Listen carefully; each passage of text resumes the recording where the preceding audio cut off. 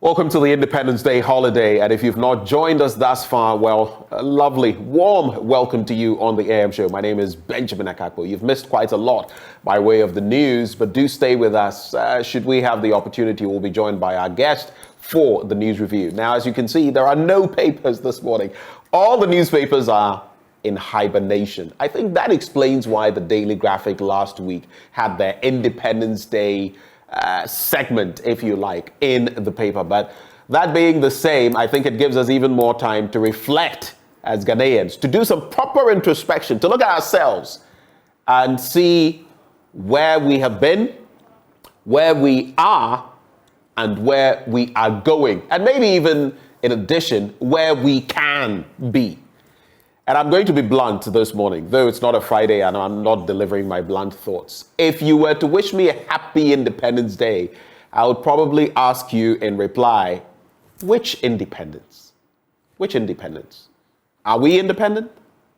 I'm not saying there's nothing to celebrate. There's so much to celebrate. But 66 years on, and looking at how we started, we were better than the Malaysians. Even looking at India at the time, we had a hand on them in terms of where we were under Nkrumah. Look at the factories, look at the silos, look at the motorway, look at the dam, look at everything that was bequeathed to us and what we have made of them. So 66 years on, you could say, well, Nkrumah from the 50s as the leader of government business to becoming prime minister, how many years? Just about a decade in there. Take that out in terms of his output, some 56 plus years on. What does the picture look like for Ghana? And are we proud? I mean, we're Ghanaian. We cherish who we are. Ghana, land of the warrior king. But have we lived up to that expectation as the land of the warrior king? More like land of paupers. Aren't we going to the IMF to beg? Anyway, happy Independence Day to you.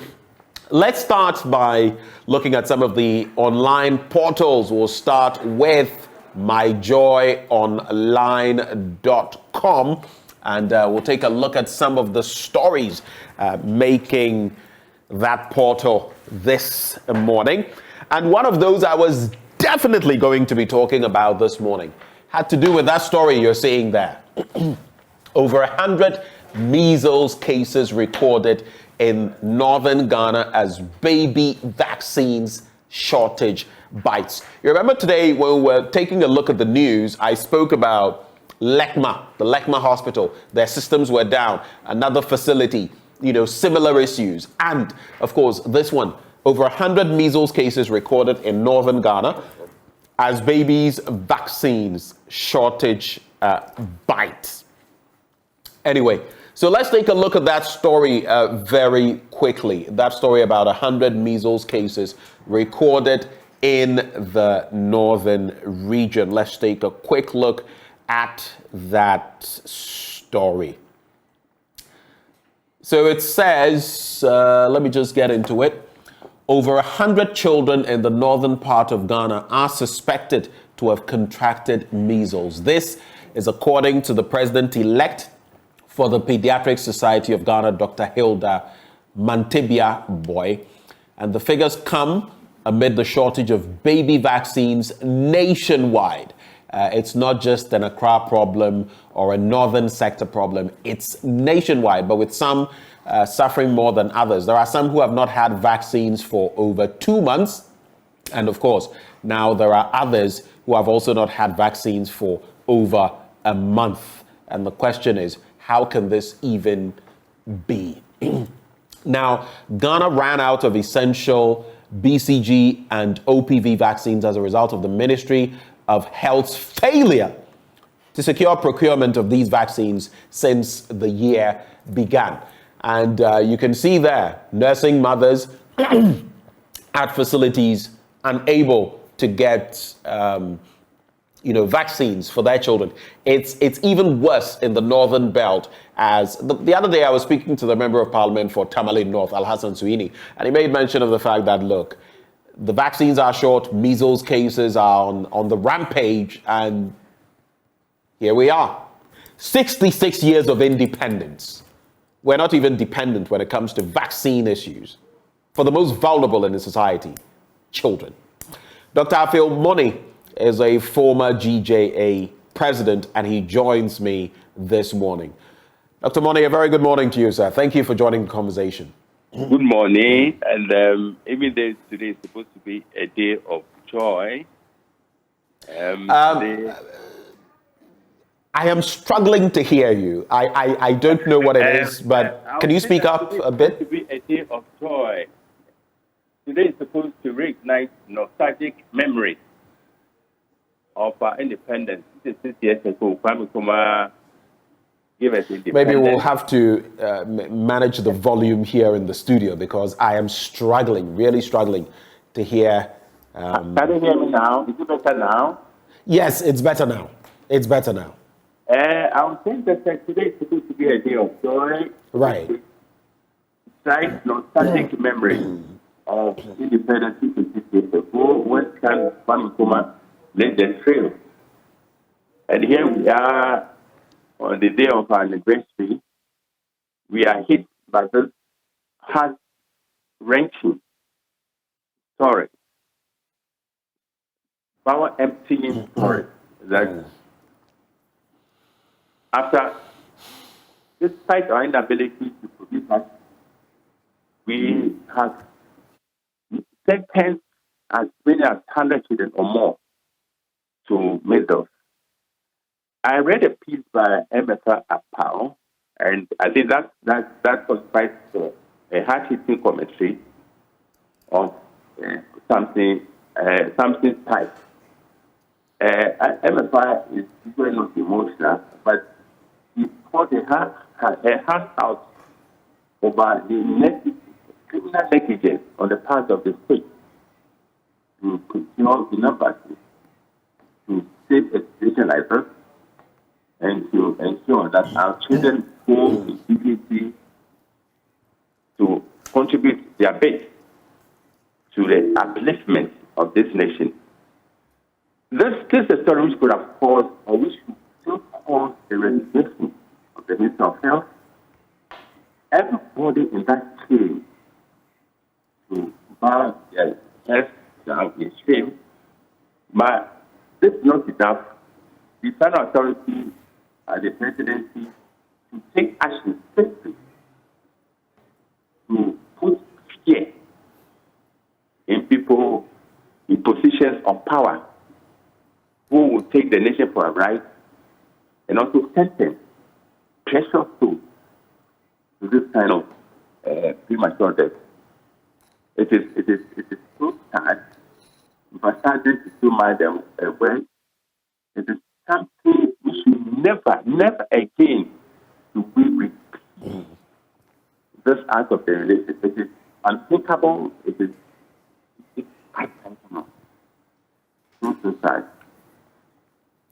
You say it is unthinkable. You say it is so sad. But 66 years on, and just in the course of this year, just about some weeks back, I will keep going back to this, because a nation without health is a nation that is going to be bankrupt. If your human resource, the people in the country, cannot access proper health care, it is a problem. Look at the SDGs. How many of them are hinged on, the right drinking water, potable water, health, among others. But I just contemplate, just a few weeks ago, we were talking about, I think it was in Wilsa North or Wilsa South, a 92, 93-year-old hospital facility that serves the district that has been left to rot. In 1970, it had some sort of upliftment. In 1992, it saw something. Since that time, our leaders have neglected this facility. And 92, 93 years on, people who need health care have to go there in a facility that is literally in a shambles. The building is literally a death trap. Recently, a snake was found in the children's ward. I'm bringing this up, tying it into the vaccine situation, because it appears our leaders don't really think about children. A snake in a children's ward. No vaccines for children. Children schooling under trees. Children schooling in facilities without desks. Children learning on the floor and all of that. Again, you may not have been watching me when I said this. I said that if anyone said to me today, Happy Independence Day, I would ask them, what independence? We're back to the IMF, cup in hand, begging. We can't manage, the situation. This is exactly what Kwame Nkrumah was trying to avoid. He wanted to show that the black man is capable of managing his own affairs. That is what he said. Unfortunately, it appears. Your thoughts?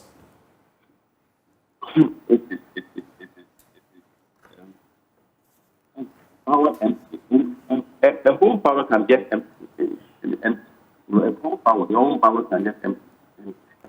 It's hard to think through, so raining.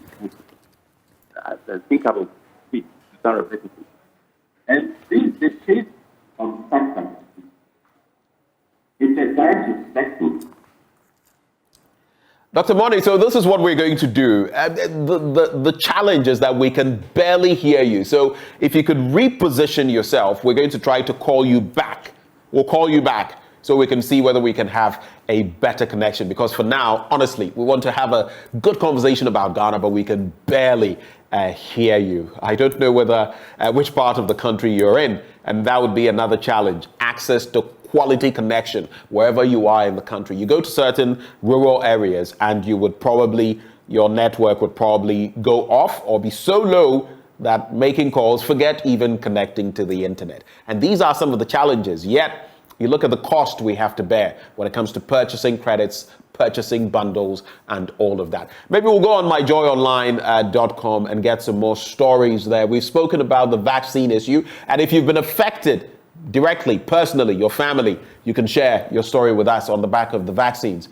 But we also have there, Council Independence Day, use funds to solve babies' vaccine shortage. That is Dr. Anaba to government. And in recent times, I have also heard the Chief Justice, former Chief Justice Safai Akufo, take on that same matter in respect of what independence are you celebrating? Why expend all this money? That sum of money could be used to do something for these babies who do not have vaccines. Today we're going to blow money, and people are going to say, oh yeah, it's going to create some economic boost in Ho, in Adaklu. There's going to be this and that one day, and that's what they deserve, just one day, and that is it.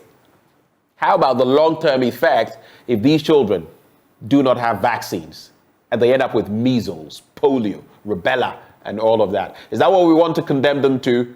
This morning I'm going to be hard because this country in many regards, in many aspects, simply doesn't make sense. Ghana. Afil Money, welcome back. If you can hear me now. Thank you. The connection is much better. Your frustration and anger. But you have every right to pour your righteous anger. And many of those who will share your righteous anger, because as Sister says, one would have expected that they would have woken up from a slumber, deep slumber in so many areas of national development. And health is wealth. When it comes to health, is wealth. You cannot just put a price tag on health. And that will so deep neglect, criminal neglect of our health in our health sector. Meanwhile, if you go to the expenditure pattern, you see a lot of useless expenses and not areas which will create opportunity for people to heal, to root. And as I said, we should not be looking on. Never do we keep such acts of negligence, the releasing of people. It's such acts of criminality. That is serious. That is more serious than even armed robbery. Serious. This is serious. So it should not end here. But the righteous anger should be followed. We need to keep it up. Every section of the media, we need to amplify this anger to bring about the right response from officialdom to tackle, to deal technically. It's time to deal technically with this kind of criminality so that we will never repeat and thereby setting precious souls to premature death. So we share your anger, you have every right for them, and we expect other presenters to amplify this kind of anger so that as a nation, with deep remorse, backed by action, will tackle frontally issues of national importance. That brings me to my next question. You know, we've spoken a lot, especially in the media, the fourth estate. We've done, you know, the fourth arm of government, so to speak. We've done a lot in this regard, trying to get government on its toes. We do our research. We go and pursue those documentaries. We highlight both the positives and the negatives. A lot of the time, you are victimized. In another breath, sometimes you're simply ignored. What do? You do all the research, you put out the information, no action is taken. I mean, how many years have we been speaking about downsizing government, for example? That's something you're very familiar with. How many years have we spoken about that? Yeah, what has been done? Practically nothing. We have examples. We have what even the Constitution, the 1992 Constitution of Ghana says about the size of cabinet. We've exceeded that by about 7, 8, 9. From 19, we have about 28, if I'm not mistaken. Everything in this country says leadership is misleading and not willing to listen, to try and do things that will inure to the benefit of the people. Which is why I'm saying, if you told me today, Happy Independence Day, I would ask you, which independence? How independent are we? So the next bit is, what kasakra ombetie? And that's my job. You know, this job is a cross we opted to carry as journalists. Mm-hmm. And our job is that once decide to do the job, and it's a calling. Our job is fundamentally different from other professionals, other professions, like medicine, like ours. No, calls for dedication. Once you are married to the job, there's no way until circumstances force you out. There's no way you're taken out. So this job is not for the chicken-hearted. This job is not for the easy-living. This job is not for timid, timorous souls. This job is for people like you, people like Samson, people like Manasseh, people like Anas.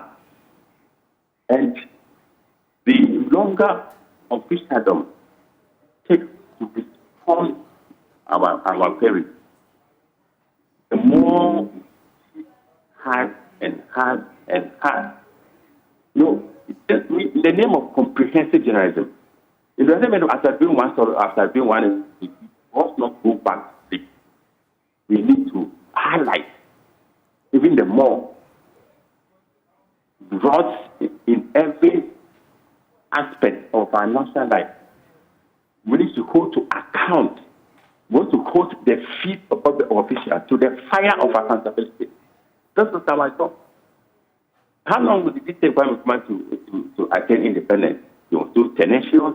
He was unrelenting. He was at the point he was put in jail. But he was so focused. He could see the skill, the best, the indomitable courage which he fought for independence. This is what we should replicate at any point in time. So I understand your frustration, but the inaction of those who are supposed to act should never dampen your spirit. So the same advice goes to every journalist in this country. If the moment we lower our guards, things will take a bad turn or worse turn, and the whole nation will suffer for it. So we have a responsibility imposed by heaven to ensure that we raise our voices, critical voices at all times. We praise when it is due. So why it's also criticizing also highlight the positive aspects of our development, the correct actions, the responses of officialdom, and so this is journalism. This is it is not like football after 90 to go and no, not at all. So our encourage, please never be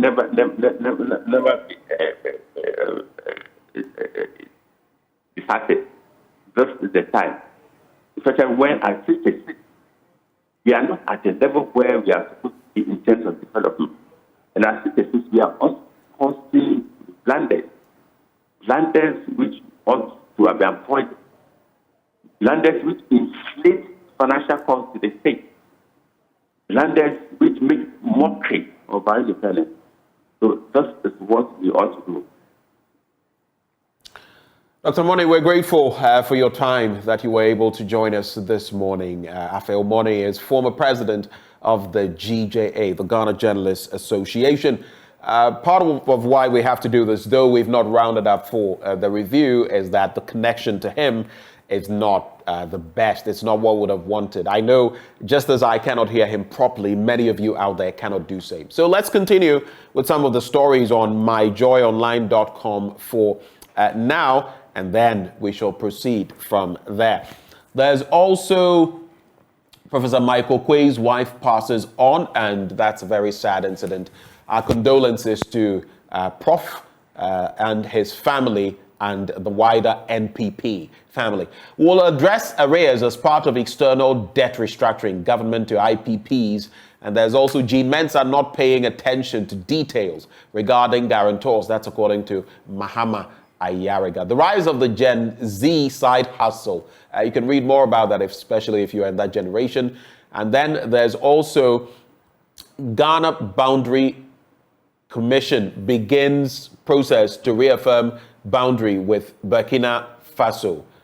That is also there. There's also Kunedu Yadom's header settles 2023 President's Cup between Hearts of Oak and Asante Kotoko. All of those stories on myjoyonline.com. Mahama's decision to contest gives hope and courage, Mr. Kwashi says so. And then late Christian Achu's 1 week celebration held. And we've seen a number of people donating Wakaso in there, making a donation, if memory serves, about $20,000 together with other drinks and very important things. When Thomas Partey scored over the weekend, he took off his shirt. I don't know whether he got penalized for that, but also all of them reflecting on Christian Achu. Kudus, just a few, I think it was sometime last week or the week before, also did same after netting. It's Achu, Christian Achu is not someone we're going to be able to forget. I'm just trying to see whether there's any one of the stories I would like to get into before we go to graphic online. Let's take a quick look at the one where the finance minister says they will address arrears as part of external debt restructuring, government to IPPs. You do know that we owe our independent power producers quite a lot of money. It's been an albatross around our necks, just as we're talking about the Ghana card and using it for electoral purposes, registration purposes. We also have that albatross around our neck, the $117 million we apparently owe to those who are going to facilitate the process for the NIA. But according to the story, government has assured the independent power producers that it is taking the necessary steps to address the energy sector arrears as part of its external debt restructuring. This is to forestall the buildup of future arrears and improve on efficiency within the sector. That is what we're being told. And this comes in a letter to the IPP signed by the Finance Minister, Ken Ofori-Atta, cited by Joy Business, and government said It had rolled out a raft of structural reforms aimed at generating sufficient cash to ensure payments in line with the respective power purchase agreements. I guess we can only latch on to hope, as we have seen with many of these promises that are made, especially when it comes from the finance ministry. I've been very open that I take whatever comes from that ministry now with a pinch of salt, because I've seen time without number. We'll do A, and yet we do D. So we just hope that what is being said will actually become reality. But let's go to Graphic Online now and check out some of the stories there. So we have the newspaper, actually. Let's start from there. Let's maintain our reputation. That's according to Vice President Dr. Mahamudu Bawumia. And I would have loved to read that story, because I would be wondering what reputation exactly he is speaking of. Especially when, and I put this question out there to all Ghanaians, young and old, what are the values that Ghanaians have? If someone were to come and say, Ghanaians, what are your values? What do you stand for? What do you represent? When you think Ghana, what should come to mind? Apart from gold, cocoa, and kente and all of that, what comes to mind? What would you say? Now I'm waiting for an answer. For those of you who can send through the live stream, what would you say? What do we stand for? What does the Ghanaian represent? Back under Nkrumah, we represented that Black Star of Africa. We have the Black Star line, a shipping line. Today, what can we boast of in that regard? We stood for African dignity, African power, African capacity, African capability, African ability. Today, what do we stand for? We say our waters have been muddied, murked up by Galamsey, and we can't even use our own scientists here. We have to go to Japan and get Japanese to come and teach us how to clean our waters. We import toothpicks. I think this is where I ought to congratulate our leaders for such fantastic leadership. And I'm not singling out this administration, don't get me wrong. I'm looking at our leaders broadly, especially in this Fourth Republic, because many of you watching me, the youth component in Ghana's population now is huge.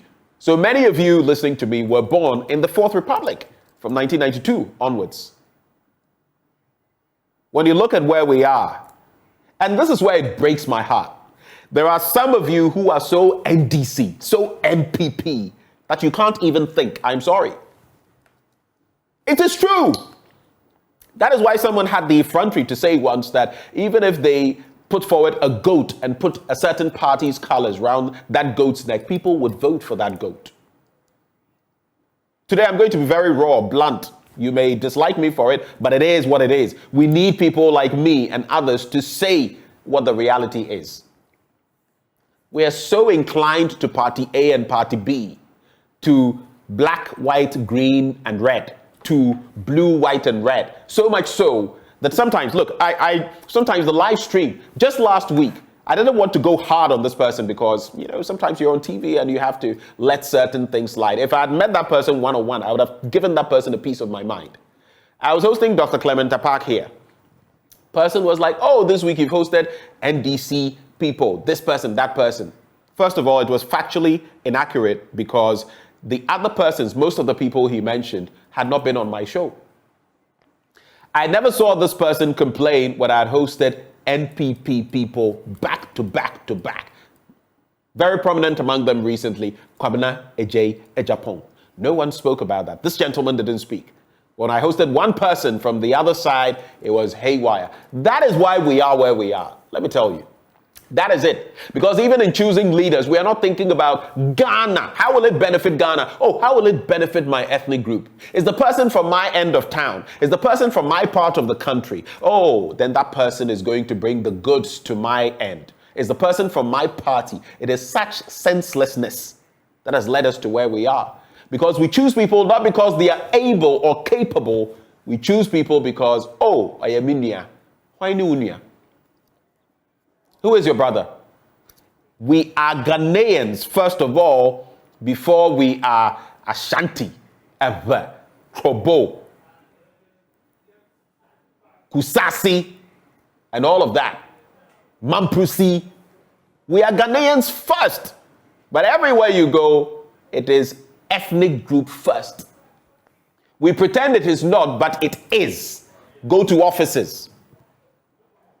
I've known when national service arrangements had been made, I have seen how under this administration, a certain ministry I will not mention, people were assigned, some people because their names ended with some all of them were taken off eventually, and they had to fight for placement elsewhere.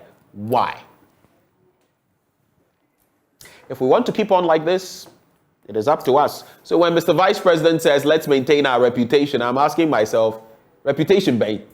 Maybe I have to see the story to get a proper understanding. Who hosts Independence Parade today? And over 5,000... so let me just expand that so I can see properly. Expected to attend, right. Unity worth celebrating. Professor Nana SKB Asante touts nation's credentials. And today I'll be interacting with him on Ghana and how far we have come. Maybe he can tell me about some of those credentials, especially as for a man of his stature, he's been there, he's done that. We have something to celebrate, but how much more could we have been celebrating today? Achu's funeral fixed for March 17, and we do know that government has spoken of giving him a befitting burial, and so we're looking forward to that. We didn't look forward to his passing, but now that he has gone on to glory, we might as well dignify him by giving him a dignifying burial. We need strong support from partners. Oforiatta to Chinese delegation. That is the talk there. And it's some 15 minutes off the top of the hour now. I would have wanted to see very quickly whether we could, on the international front, take a look at that Greek situation with... So let's look at Africa. Tigray rebels deny forming interim government. There's been talk about that, but they have denied it, and that is the major story there as far as the BBC is concerned. Maybe as we move along, if any other thoughts come through on the Greek situation, that disaster head-on collision with 2 trains will bring you a bit more on that. But in Turkey, quake survivors living in fear on Turkey's streets, and there's also glimpse of future as Liverpool inflict humiliation. And yesterday it was a barren performance by Manchester United, poor attitude by Bruno Fernandes, the captain, and the team simply fell apart. And Liverpool enjoyed easy pickings, netting 7. One of the historic losses of Manchester United. That happened yesterday. Almost unbelievable. There's also Iraq alcohol ban is undemocratic, say Christians. And then the island paradise held prisoner by heroin. There's also Bangladesh investigates blaze in a refugee camp. And all of those stories on the BBC. Well, we have to cap it off here. But again, I'm going to reiterate, for all of you watching me this morning, I am Ghanaian, so are you. What does Ghana stand for? What are our values? And looking at where we are, how much more can we be doing? Let's do that introspection. When we activate the phone lines today, I want a lot of you to call in and tell me your mind. Share your blunt thoughts with me. Just season your words. That is all. Let's take a break, and when we return, of course, Prime Take is up, and that discussion with Mohamed Polo. Do stay for that.